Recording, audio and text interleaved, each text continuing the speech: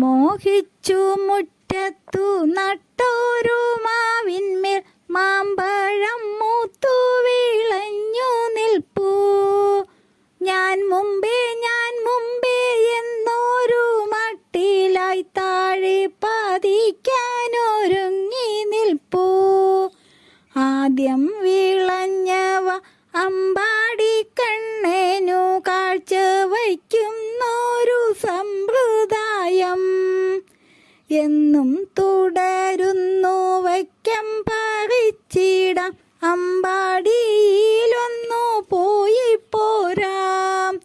താഴെ വീഴാതെ പറിച്ചോരു മാമ്പഴം ചാലെ പൊതിയായി പൊതിഞ്ഞു കെട്ടി.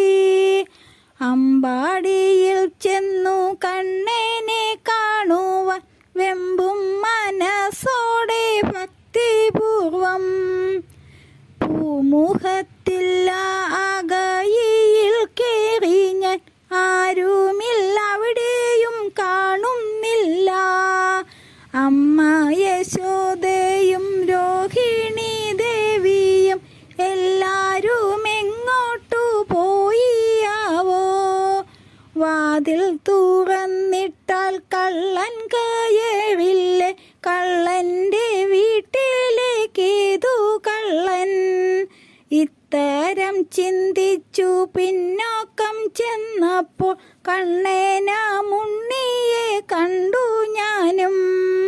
മുട്ടിപ്പാലകയിൽ കുന്തിച്ചിരുന്നുണ്ണി തൈരു കലക്കുന്നു ശ്രദ്ധാപൂർവം.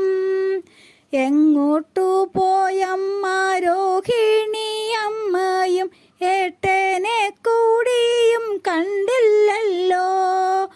ഏട്ടനു പക്ക പിറന്നാൾ തൊഴുവിക്കാൻ അമ്പലത്തിൽ പോയി ഏട്ടൻ്റെ അമ്മ.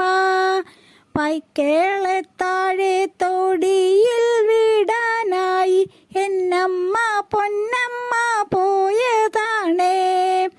ഇപ്പം വരും വേഗം അമ്മ ഇരിക്കണം, എന്തേ വെറുതെ ഇങ്ങോട്ടു പോരാൻ.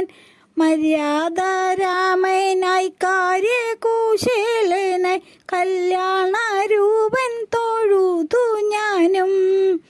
ഉണ്ണിക്കു നേദിക്കാൻ തെല്ലുണ്ടു മാമ്പഴം, നല്ല രുചിയാണോ തിന്നു നോക്കൂ.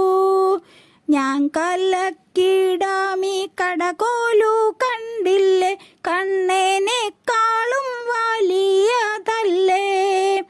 മാമ്പഴം കണ്ടപ്പോൾ കണ്ണനെഴുന്നേറ്റു, കൈകാൽ കഴുകി ഞാൻ തൈർ കടഞ്ഞു.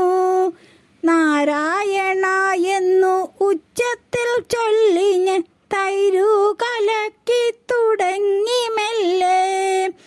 തൈരു കലക്കുമ്പോൾ അമ്മയും ചൊല്ലിടും നാരായണ എന്നു ഭക്തിപൂർവം. നാരായണ എന്നു ചൊല്ലാൻ മറന്നുപോയി, നാരായണൻ എന്നിൽ കോപിക്കുമോ. കപടഭയം നാടിച്ചുണ്ണി ചോദിക്കുന്നു, നാരായണൻ എന്ന വാസുദേവൻ. ഉണ്ണി